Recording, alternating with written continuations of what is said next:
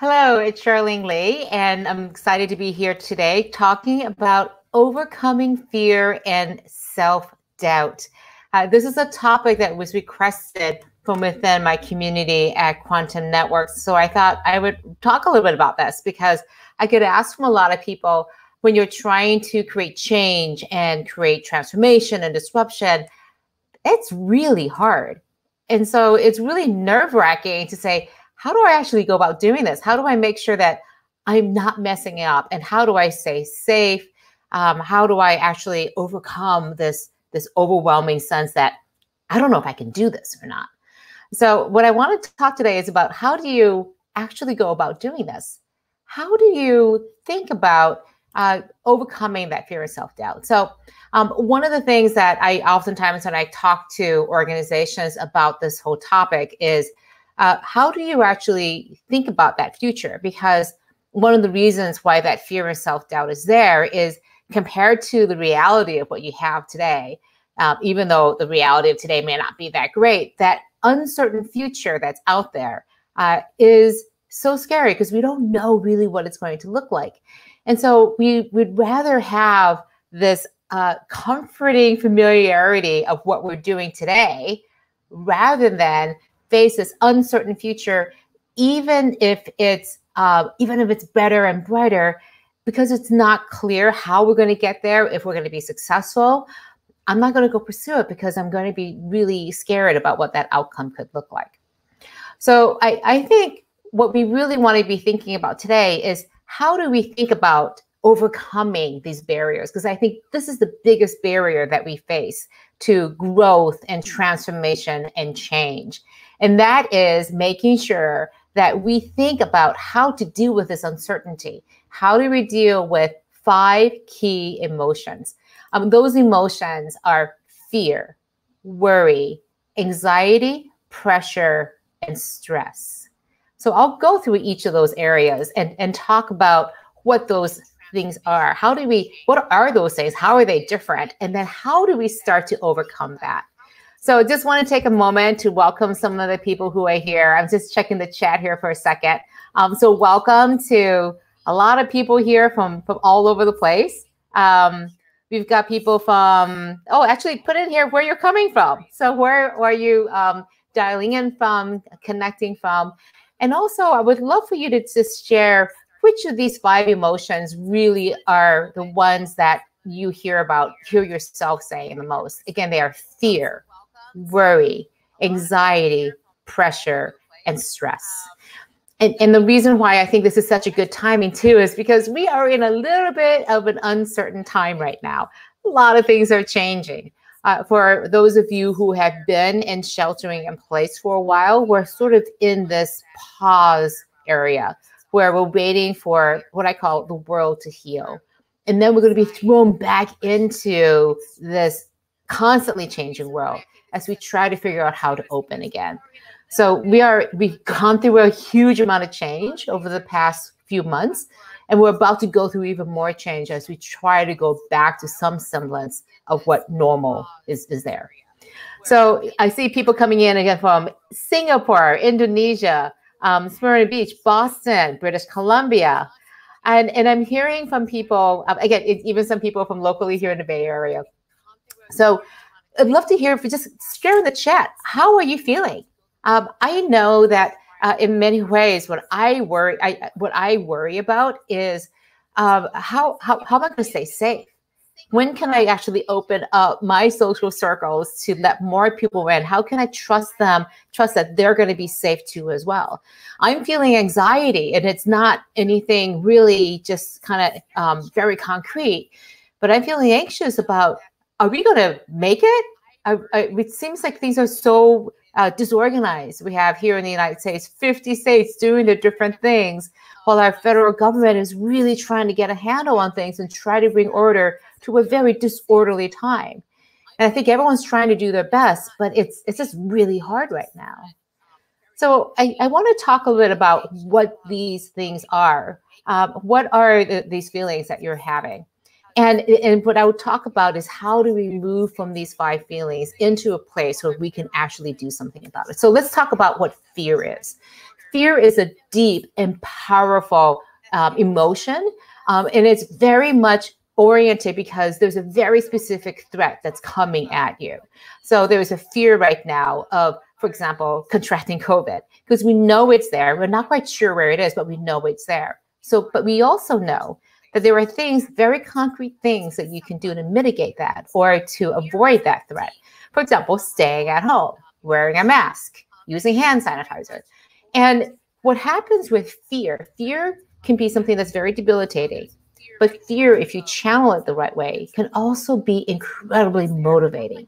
And it could be also creating a lot of possibilities, I think, and opportunities for you to challenge that fear, because it's usually very, very concrete.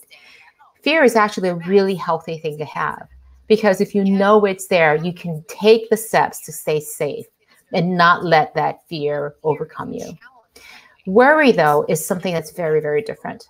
Worry is a very shallow thing. It's very weak. It's just sort of hanging out there, and you can't harness it very productively. So if you have a lot of worry, what happens is that it's not specific. It's just hanging over you. And if you do a lot of worry, you get rewarded with anxiety.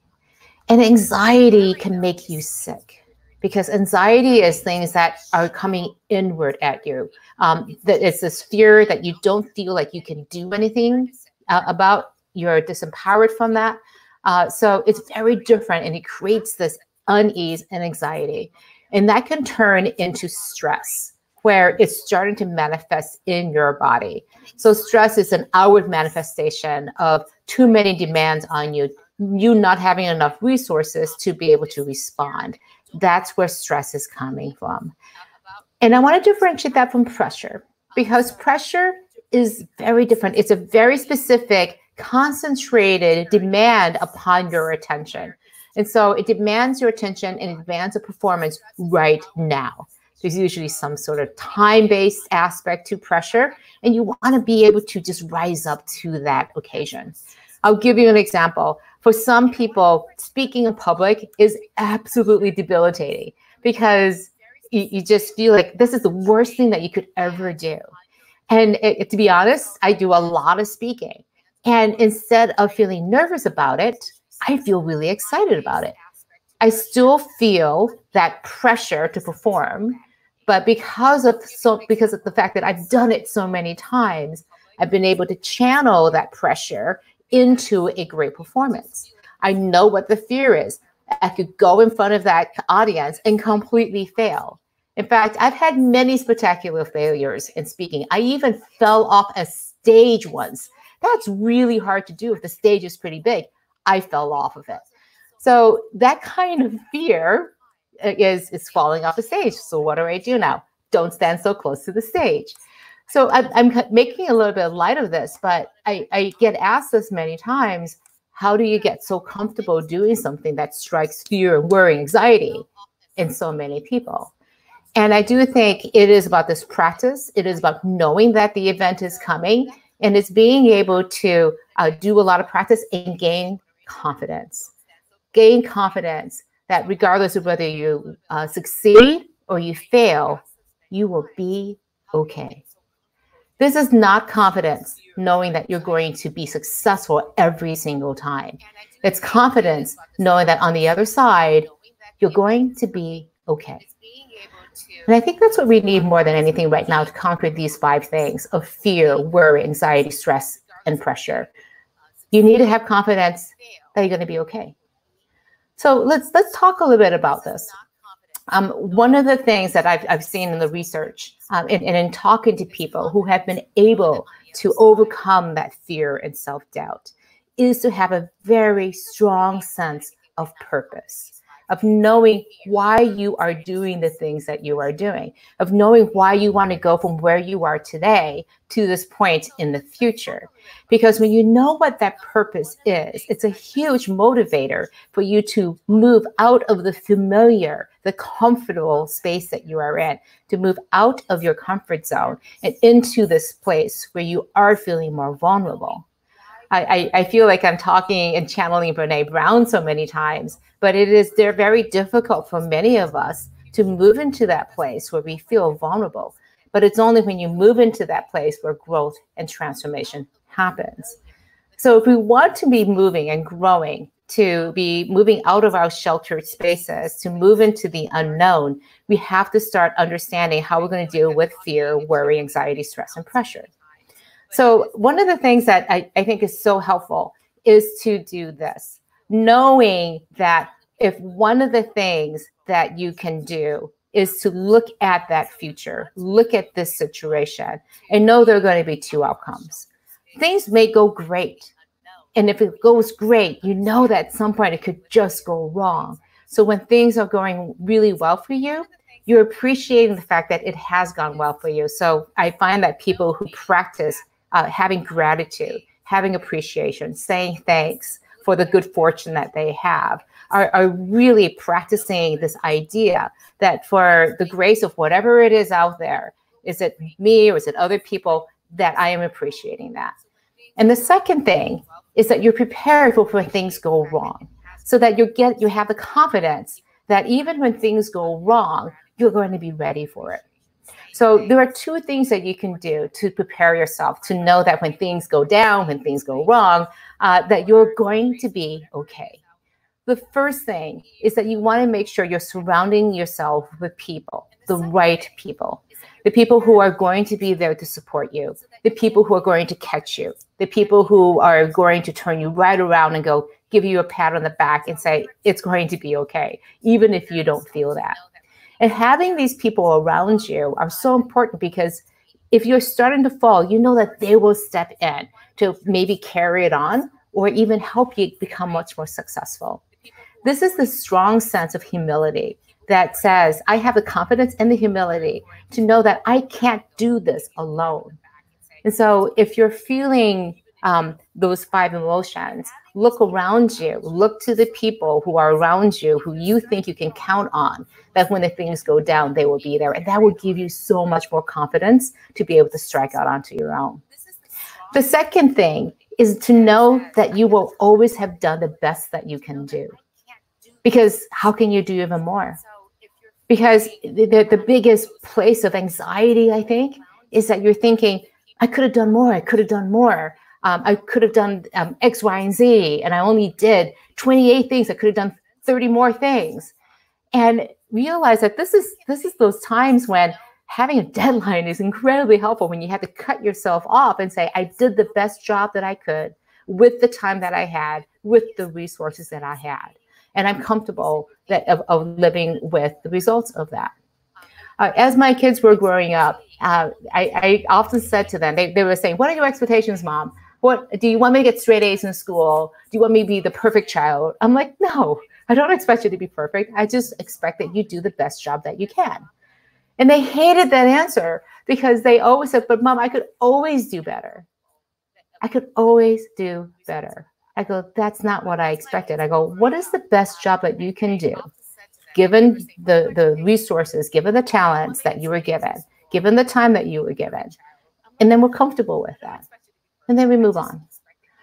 Because that's where that confidence again comes from, is that knowing the circumstances that you're in, you did the best that you can do. And that you're surrounding yourself with the people who can help you bring that out. That's where the confidence comes from, because that's all we can ask ourselves to do. So as you're thinking about how to move into these 5 areas, dealing with these 5 emotions, fear, we're talking about the anxiety, the worry, the pressure, and the stress. It's so important, again, to say, how do I find my purpose? What is the thing that I am here to do? And this is something that I'll share with you. And I just would encourage you to see if you have any questions to also put into the chat. Gotta love living in the middle of the city. So outside, I'll share with you what my purpose is. My purpose is to help leaders thrive with disruption. And those words were really chosen over the years, because if I think about what it is that I do, all the things that I put my efforts into, it is to help these leaders really figure out how to think about disruption in a completely different way. See it as an opportunity to create things, to create change and impact, rather than disruption as something to avoid. How do you thrive with this?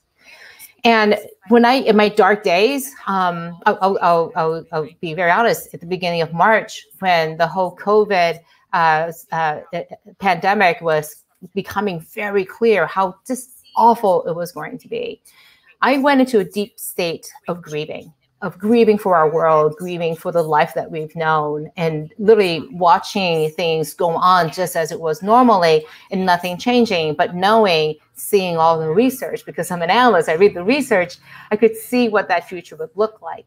And I went into a deep funk, a deep state of grieving, and didn't come out of it for about 2 weeks. And I went through this process to say, how do I think about this? How do I think about my way in the world? And I kept coming back to my purpose. My purpose is to help leaders thrive with disruption.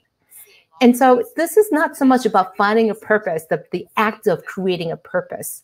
The idea of having a purpose is that it helps you overcome and deal with these 5 emotions of fear, worry, anxiety, stress, and pressure. Because I could have let all of that just bear down on me. But the thing that I kept clinging onto and coming back to, writing down in my affirmations every morning, why am I sitting down at my desk? Why am I coming to work? What is this for?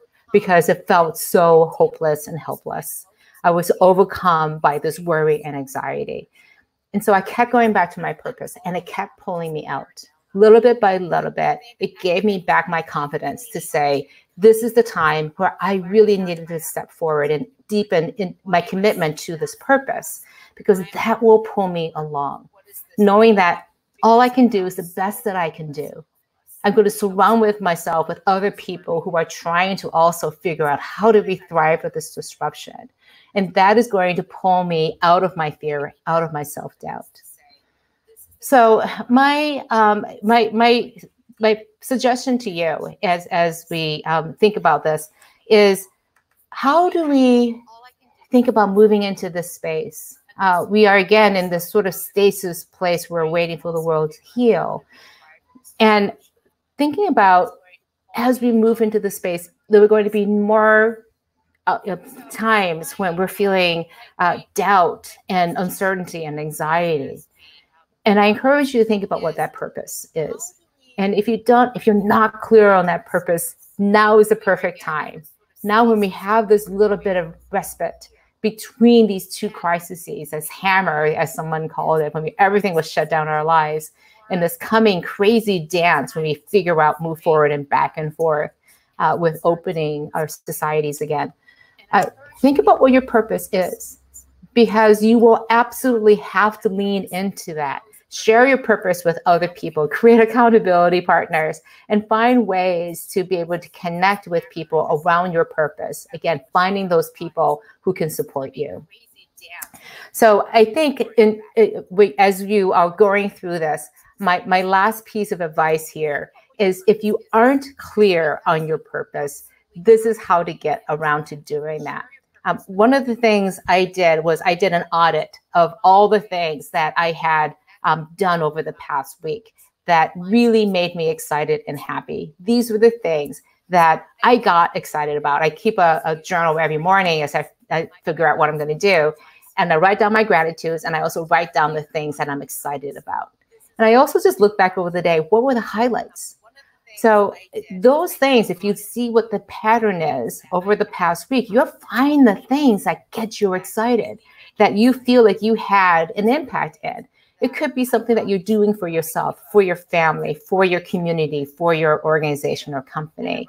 But keep track of those things, because those things that make you really happy and excited should become the focus and the center of your purpose. So what I discovered was that I really enjoy talking to people, especially about after I've given a speech, for example, and they're lining up and talking to me, and they come up and like, that was a great speech. I'm like, thank you so much. And I would then ask them, what was your takeaway? And they would say, oh, I hadn't thought about that. It's actually this. This is what my takeaway was. And they get really excited. That moment when they recognize what it was that they learned, that aha moment, is what gets me so excited. And so I work for that aha moment, because it represents that time when somebody goes from confusion and doubt and not sure about how the world works, to this state of understanding. They may not have all the answers yet, but I can begin seeing them going on that path towards understanding and then taking action and then thriving. That's what keeps me going. And so knowing that helps give me my purpose of why I do the work that I do. And we all have different ideas. I have a very good friend who loves pulling a team together. Bless her soul, because she's motivated every day to get up and work with her team and make that team like the best team ever, and making everybody shine and feel like they belong. And that is what motivates her. I am so not that person, but that's her purpose. So find the purpose, the things that really get you excited, the things where you feel like you can make an impact and a change. All right, I just want to see if there's any questions in here. So I think I'm seeing a lot of comments in here about just how do we actually do this, and I'm just going to close out by saying, I just wish you all the best with this. We're going to need a lot of people who have a strong sense of purpose, who are going to step up and become leaders in this crucial time. There are so many problems that we have in this world, so many things that we need to create, and we need leaders to step up and be the strongest leaders that you can be. I'm just going to put up here, it's a community that I've started called Quantum Networks. I invite you to come onto that network, join these other leaders who are trying to create disruption and transformation, and be the strongest and best disruptive leaders that you can be. This is a free community. It's something that I've really wanted and been passionate about, which is, where can we go to learn to be the best disruptive leaders we can be? Because our mission is to create leaders so that they can support this kind of transformation and change in their organizations, in their societies, but in our communities. So I wish you all the best. I hope that you find this helpful in overcoming the fear and the doubt that may be happening. There's so much turmoil in our lives. I wish you all the best. And again, thank you for watching. Have a good day. Is to create leaders so that they can support this kind of transformation and change in their organization.